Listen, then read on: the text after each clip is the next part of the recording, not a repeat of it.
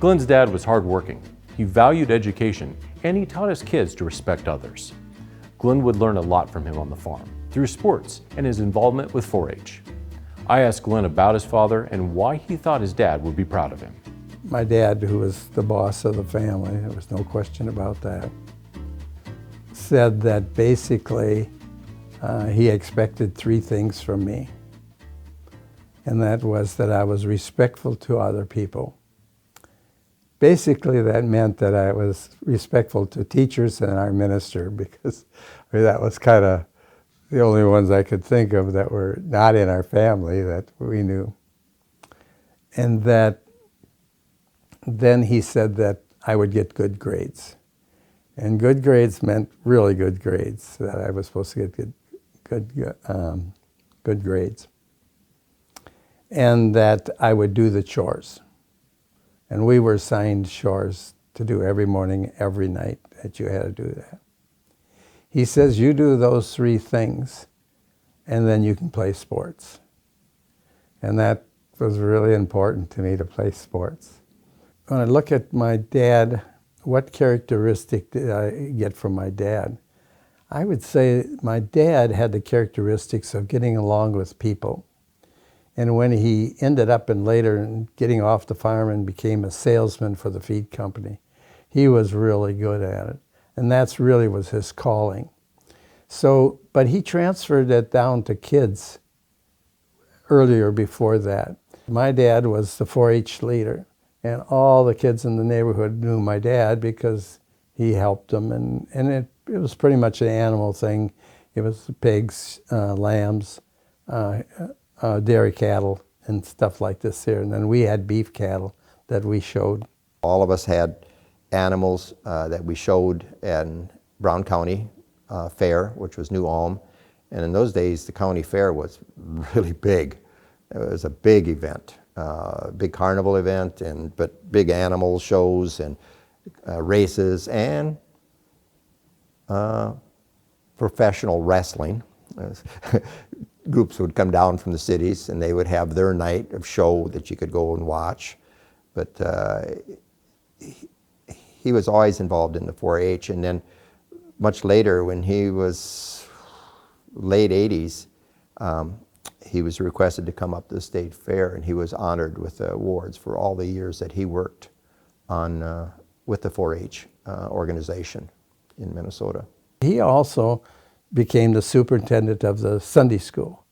So I mean, he liked those way better than farmers. If I was realistic, I'd just say my dad was a poor farmer and he didn't like it. And my mom was on the farm and she didn't like it. So they were really caught into a tough environment until they got that job in town and moved down to Creston, Iowa. And he became successful, and all of a sudden they had money. Not enough for my college education, but they had money, and I was really happy for them. One time I can remember, and again, I don't know why, because it was so unusual, but I suppose that's why I remember. But Dad came home with a pint of ice cream. And he put it in the refrigerator, and we're going to eat it that night. The pint of ice cream. But I remember this, okay, because he was like little pigs. Everybody, we knew we were going to get the ice cream. All we had to do. But I can remember, okay, Dad got it out there. He put it on a dish, and he cut it into 8 pieces, you know. Yeah, that was like my piece of ice cream. And you ate it so slow. You took a little of your spoon and ate them. But then in the winter, we could make our own ice cream since we had the cows. We could get the cream, we had the eggs, and then we could get actually a dish of ice cream. That was really something, you know, but we had to hand crank it. So that was a little, everybody kept taking turns because your arms would get so tired. And when we had company, we would go make ice cream. Now, the way we did that is mostly it's cream. And the milkman who came at that time picked up milk every day He'd stop in, pick the things, told us, if you're going to use the cream, do it on Sunday. Because on Sunday, none of the workers stay around. We unload it, they dump it, and they all run to church or wherever. So if they don't test it. Now, they didn't test it every day. They tested periodically, but whatever it averaged is what you got. And if you stole the cream one day and they tested that day, you would get a lot less money because cream is what they paid for. So we knew that on that day that we could siphon it off, and that we would siphon off the cream and stuff like that and make ice cream. Now, I'm telling you, that was the opposite. You could have as much as you could eat, and you always froze, got a headache, you froze your head. Yeah, our father, I would say, he was more serious, hardworking. He was, not the most successful farmer. He was an average farmer. But he worked hard at it, but it was only 160 acres. And it's pretty hard to make a living off of that. But he did everything he could for the family, and it was really focused around the family, activities in the church and 4-H and things like that. That was his whole concentration. The Timberwolves, that was like such a big, he told everybody about it. He told everybody. My son owns the Timberwolves. Dad, don't say that. It was always like that sports stuff. What did he, my dad was unusual and stuff like that. I had money, so I went and gave my dad some money. And I think it's $5,000. This was Glenda and I. This is back in Glenda and I days, so 5,000 was important to us too. But I gave him something like that, $5,000 or $10,000, and he got the money. And when he got it, he was so mad at me. He was just like, what in the world? You don't think I can make it in life and stuff? Why do you? He was so proud. So it wasn't that. It wasn't the money. I mean, I'm sharing it with, it wasn't the money thing. He didn't want that. But I know how many people he told about because I heard about the Timberwolves. Somehow the sports thing was important. Glen's mom was intelligent, hardworking, and did everything she could for a large family in a small house. Cooking, cleaning, a garden, canning, and 7 kids definitely kept her busy. Glen also shared a vivid memory of his mother that still makes him cry to this day. I think my mom had really good, she was a good student in high school herself. And I think my mom was able to pass along those characteristics in teaching us. My mom didn't want me on the farm. She was like, you love animals, you be a veterinarian, or you do something like that, but there's no money in what we do. And she would help us with schoolwork and make sure we did schoolwork. That was like really important.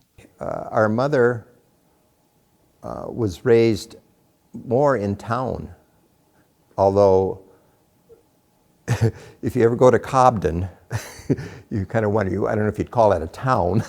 I think right now the population is 30, but she kind of grew up there. Her memories are more from that. My mom came to school. We would be having a class, and my mom would come, teachers would let her in. She'd come in and sit down in one of the seats and observe for an hour. Then she'd get up and go to the next class that one of my brothers were in and do the same thing. So education to her was a priority, and I thank her for that. When I think about my grandparents and I think about myself, right, I think, oh, I hope I got lots of Grandma Taylor. She was really smart, very healthy, funny, clever, but a little not effusive, right? And so hard to get to know. My mother cooked on a wood-burning stove, and I can remember going out and bringing in the wood for her to cook on until later we got a gas-fired stove range for her to cook on. Breakfast always came after we got the chores done in the morning before we'd go to school. And it was always the same thing, oatmeal, and then you could have one bowl of cold cereal, but you had to have the oatmeal first. And then Saturday nights was always pancakes, and my mother would get a head start on that with a griddle that fitted over 2 burners, and you could start out with 2. And after that, she couldn't keep up, and it was 1 pancake you could take at a time. Even when we moved to Grandpa and Grandma's house, the only way we heated the house was burning wood. And you had 2 things. One, you had a thing in the basement, you and I would call it a furnace back in that day. And then it came up through a big grate that was probably 3 by 3 in the floor. And there was nothing for going upstairs, but you had the grate. And what you did as kids, you sort of laid around that grate. The other heat was in the kitchen. And you just had a stove that you threw wood in. Well, you started with cobs, corn cobs, then you threw wood in. So you always had a wood pile. That was one of the Saturday projects. You always had a wood pile that you kept ahead of time, haul the wood into. So Larry remembers, we always hauled the wood, and he probably did it every day. And then you throw it into a wood box, and then Mother would keep feeding it. And you get up in the morning, it's colder and god darn heck, because both of those had burnt out, and you keep the covers on you really heavy, and then you start in the kitchen, you try to get that one going. That's the littlest one, you get that going. But later on, we shifted to coal. They used to bring coal to the town, and you could go up to the railroad station, and they kept it in a car, and you could shovel it into the back of something, and you hauled coal home and stuff like this there. I remember doing that. I'll tell you a thing that probably makes me cry to this day.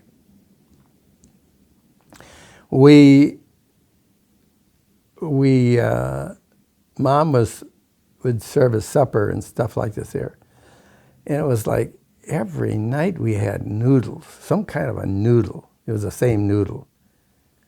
And we would eat it. And one of us said, I don't think it was me, but one of us said something like this here.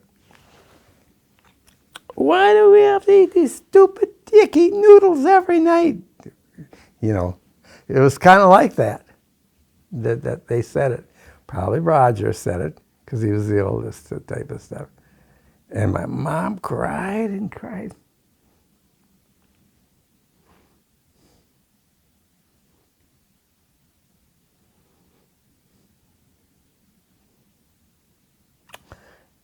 That's in my memory, so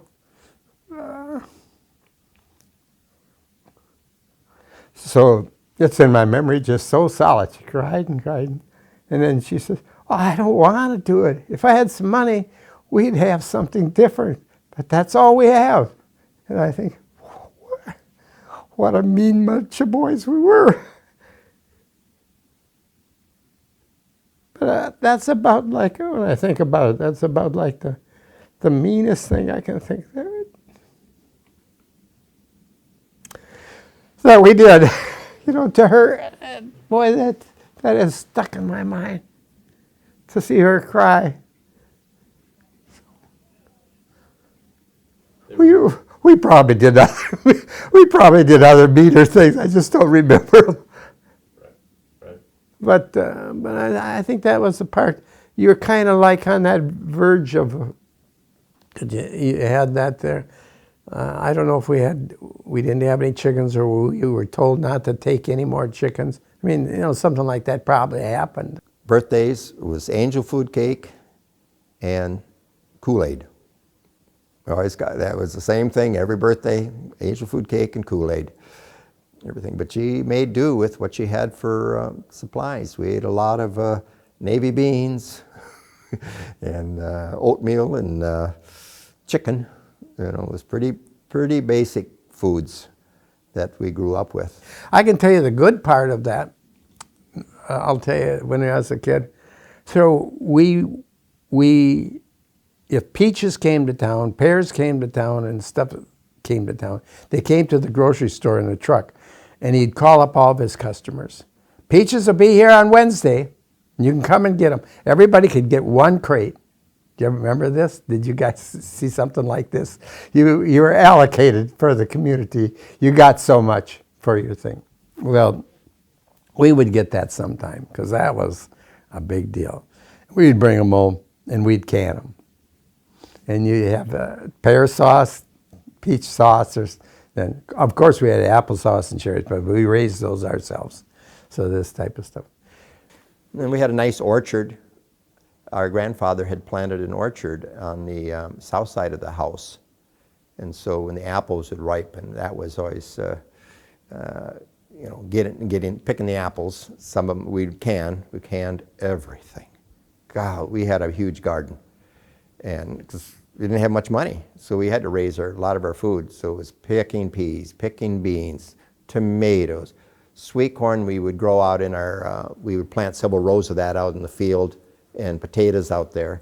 And then harvest come, and it was just canning and shelling corn and shelling peas and cutting up beans and tomatoes. And it was a huge process every fall, getting everything done like that.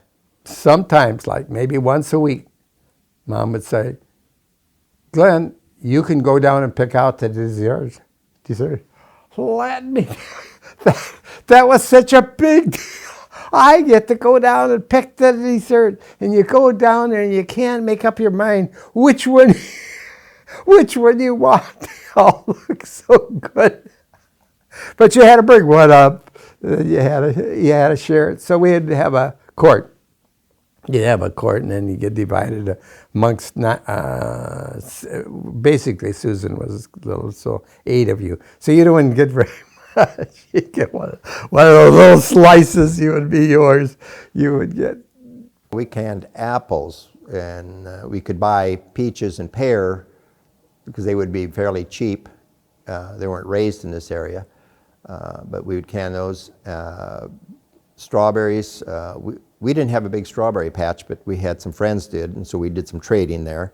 Rhubarb, God, we had rhubarb. So we would make my mother would can a rhubarb sauce, and I still like that to this day. Another friends told us about, they had some mulberry trees. So we went over there and got mulberries.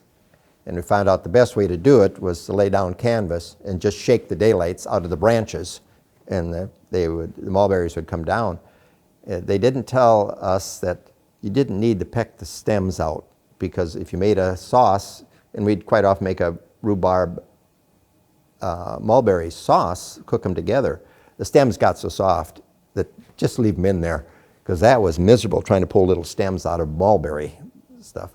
But we had a variety of apples, so we could can crab apples, and then we had the red delicious, and we had golden delicious, and I think another kind in there. But yeah, she'd make applesauce or chunky applesauce, different things. But yeah, peaches as well, like I say. And so that was the big, the treat. You might ask, you say, well, did you guys like hamburgers? I never had a hamburger. We didn't know what a hamburger was. The meat you ate was chicken. The chicken, when the chicken stopped laying eggs, that was yours. So you would go out there, and we'd have to go out there and get some Go out there and get some chicken. We're going to have company on Sunday.